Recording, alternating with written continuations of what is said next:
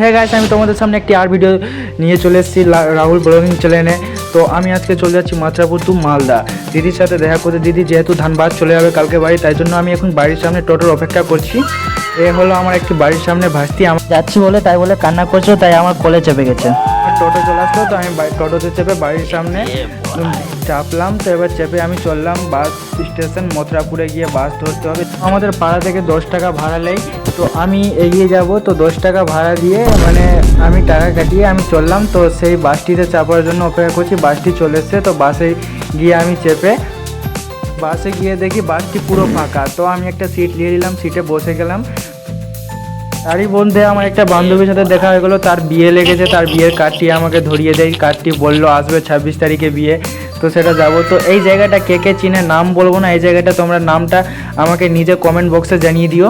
তো এই জায়গাটায় আমি স্কুলে এক্সাম দিয়েছিলাম, মথুরাপুরের এইচএস দিয়েছিলাম। তো আমি এগিয়ে যাব, সে এই জায়গাটাও নাম বলবো না কোথায় আছে, এই জায়গাটায় আমাকে বলবে, নামটা কমেন্ট বক্সে দিয়ে দিবে। দুটো জায়গার নাম উল্লেখ করলাম যাতে তোমরা আমাকে বলো নামটি কোথায়। তো আমি বাস থেকে নেমে হেঁটে চললাম, হেঁটে যাচ্ছি আমি। তো হাঁটতে হাঁটতে হাঁটতে তো একটু এগিয়ে গেলাম, তো পৌঁছে গেলাম। পৌঁছে এখানে আমি এগিয়ে যাচ্ছি।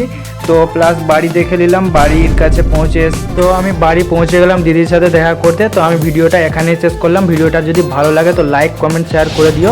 বাই বাই বন্ধুরা।